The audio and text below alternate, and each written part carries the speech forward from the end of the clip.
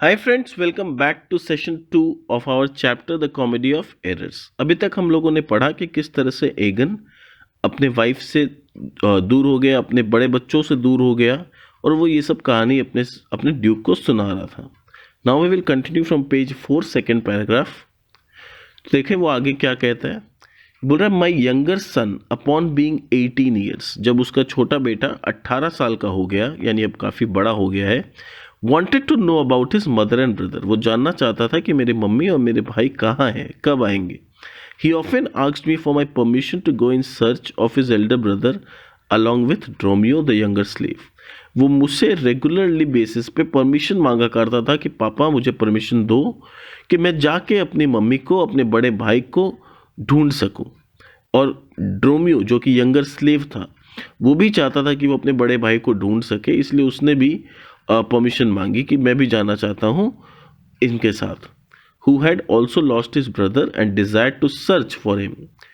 Initially I was scared for the loss of this son. शुरू में तो मुझे डर लगा कि कहीं मैं इस बेटे को भी ना खो दूं, बड़े को पाने के चक्कर में कहीं छोटे को भी ना खो दूं। ठीक है, but after much hesitation I gave consent, consent यानी परमिशन। पर बहुत सोचने के बाद मैंने परमिशन दे दी। As I also wanted to see my wife and child, क्योंकि मैं भी चाहता था कि कहीं इसी वजह से मेरी वाइफ और मेरे बच्चे मुझसे मिल जाएं। इट हैज़ बीन 7 ईयर्स, पर मेरे छोटे बेटे को गए 7 साल बीत गए।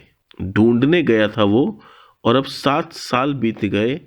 And my son has not return, और मेरा बेटा अभी तक नहीं आया। यानी बड़ा तो बचपन में ही खो गया था, और अब ये छोटा बेटा जो ढूंढने गया, उसे ढूंढने गए भी 7 साल हो गए और मैं उससे मिल नहीं पाया हूं। I have searched my son throughout the world for 5 years. 5 साल तक मैंने अपने इस छोटे बेटे को पूरी दुनिया में ढूंढा। I have been to the farthest Greece and through the bounds of Asia. मतलब मैं फारदेस्ट प्लेस ग्रीस तक गया ढूंढने के लिए, एशिया के कोने कोने को छान मारा। एंड वाइल रिटर्निंग होम, और अब जब मैं वापस आ रहा था घर के तरफ, हिम्मत हार के, have landed here in search of him because I did not want to have any place unsought on this earth.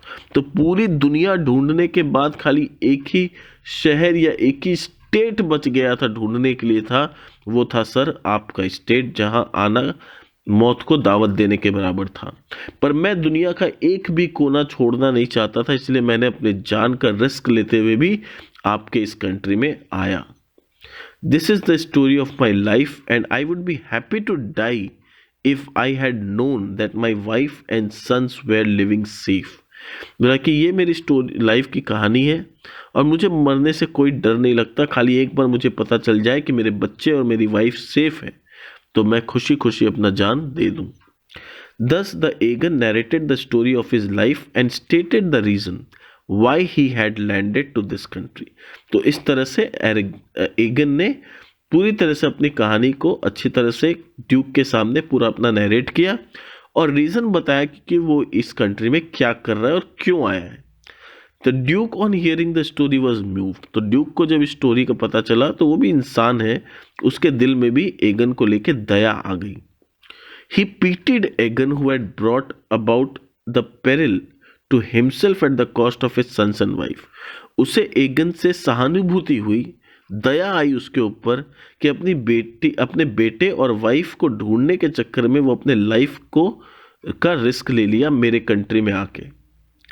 But it was not in his power to alter the law of the land, पर वो Duke के हाथ में नहीं था कि वो कानून बदल सके। देखो ड्यूक क्या होता है, जज के जैसा होता है, तो जज कानून नहीं बदल सकता, कानून जो लिखा है जज को उसके हिसाब से ही फैसला सुनाना होता है।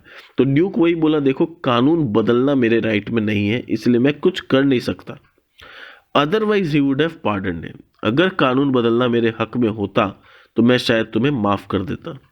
सो instead of dooming him instantly, इसलिए उसे वो इंस्टेंटली फांसी का सजा नहीं दिया, उसने पोस्टपोन कर दिया सजा और उसे एक दिन का टाइम दिया। He gave him 1 day to try to pay the fine, बोला कि तुम्हें एक दिन का समय देता हूं जाओ किसी से भी उधारी ले लो, किसी से भी बेगिंग कर लो, कैसे भी करके 1000 मार्क फाइन के तौर पे यहाँ जमा दे दो ताकि मैं तुम्हें छोड़ पाऊं, तुम्हारा जान नहीं जाए। This day of grace was not a great favour to Egeon as a new one in Ephesus. तो एक दिन का ये जो ग्रेस मिला था ना, वो एगन के लिए कोई बड़ी मतलब कुछ उसमें इंप्रूवमेंट या डेवलपमेंट नहीं होने वाला था, ऐसा एगन को लगा, क्योंकि वो एफेसस में किसी को नहीं जानता था और कोई भी एक अनजान आदमी को 1000 मार्क जैसा बड़ा अमाउंट क्यों देगा। Who would help him to pay the fine, कौन देगा इस अनजान शहर में जिसे कोई नहीं जानता, उसे वो 1000 मार्क क्यों देने लगा। He could not hope to get any help from anyone, तो उससे कोई उम्मीद नहीं थी कि यहाँ कोई मुझे इतना बड़ा हेल्प करेगा। So he went with the jailer to spend the night in his custody, तो वो जेलर के साथ चला गया, बोला आज रात में आपकी कस्टडी में ही, मतलब जैसा कि ऑर्डर था जेलर की कस्टडी में रहा। Egeon thought that he did not know anyone in Ephesus, Egeon को ऐसा लगता था कि एफेसस में वो किसी को नहीं जानता। But when he was in danger of losing his life for the search of his son, तो एक तरफ जहां वो अपने बेटे की खोज के लिए आया था और अपना जान गंवाने वाला था, that son and the one who was lost in childhood, वो बेटा यानी जो छोटा बेटा था उसी को ढूंढते वो यहाँ आया था, और एक बेटा जो कि बचपन में खो गया था यानी बड़ा बेटा, was lost in childhood, were both present in the city of Ephesus, और वो दोनों बेटे आज के डेट में एफेसस की सिटी में ही है, दोनों जन वहीं रह रहे हैं पर दोनों आज तक एक दूसरे से मिले नहीं है। सोचो कितना बड़ा कोइंसिडेंस है। Egeon's son were not only similar in appearance but were also named alike, तो एगन के जो बेटे थे वो लोग सिर्फ देखने में ही एक जैसे नहीं थे, उनका नाम भी अलाइक था। बोथ बींग कॉल्ड एंटीफुलस, ये दोनों ही बेटे का नाम एंटीफुलस था। ये अब शेक्सपियर के प्ले में बहुत अजीबोगरीब चीज होता है और ये नाम की वजह से ही थोड़ा कॉमेडी ऑफ एरर भी हुआ, तो इसीलिए शायद शेक्सपियर ने जान के दोनों का नाम सेम रखा। तो दोनों बेटों का नाम है एंटीफुलस और दोनों जो स्लेव्स हैं उनका नाम है ड्रोमियो। ठीक है, तो नाम दोनों का ही सेम है, तो यही सेम नाम और सेम चेहरे की वजह से बहुत कंफ्यूजन होने वाला है। Aegon's sons were not only similar in appearance but were also named alike, both being called Antipholus. Similarly, the twin slaves were also named Dromio, और twin slaves का नाम क्या था? Dromio.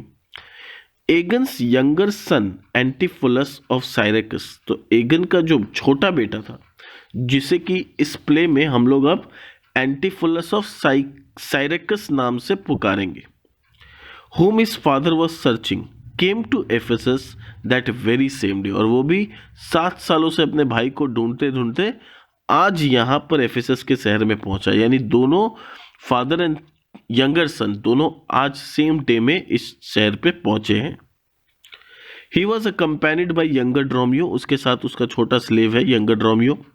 He was also a merchant of Syracuse and was in same danger as his father, तो वो भी क्योंकि merchant था साइरेकस का, तो जो डेंजर उसके फादर के लाइफ पे था वही डेंजर इसके लाइफ पे भी आने वाला था। ठीक है, he would also have been arrested had he not met his friend who informed him of the peril of the old merchant of Syracuse who was in and advised him to pass himself off as a merchant of Epidenium, तो उसको भी कैद कर लिया जाता, पर उसने luckily अपने एक फ्रेंड से मिल लिया यहाँ पर आकर, और उसके फ्रेंड ने उसे पूरी कहानी बताई कि आज ही एक ओल्ड मर्चेंट साइरेकस का आया था और उसे बंदी बना के ले गया गया और उसे इस तरह से फांसी की सजा सुनाई गई है, तो तुम ऐसा गलती मत करो, तुम अपने आप को साइरेकस का नहीं बता के, ठीक है, तुम अपने आप को एपिडेनम का बताना, तुम बताना कि तुम मर्चेंट कहाँ से आए हो, तुम एपिडेनम से आए हो, ये मत बोलना कि तुम साइरेकस से आए हो। तो एंटीफोलस यंगर अग्रीड टू डू, तो एंटीफोलस जो छोटा बेटा था वो बोला कि ठीक है मुझे क्या जाता है, मैं बोल दूंगा मैं एपिडेनम का हूँ। When he heard the fate of the merchant of Syracuse, he felt sorry for him, और जब उसे पता चला कि किस तरह से एक ओल्ड मर्चेंट को फांसी का सजा सुनाया गया है तो उसे बहुत दुख हुआ सुन के, पर उसे ये नहीं पता था कि ये ओल्ड मर्चेंट और कोई नहीं मेरे पापा ही हैं। He could not imagine that it was his own father that he had heard of, वो इमेजिन भी नहीं कर सकता था कि ये जो कहानी वो सुन रहा है वो और किसी का नहीं जबकि उसके फादर का ही है।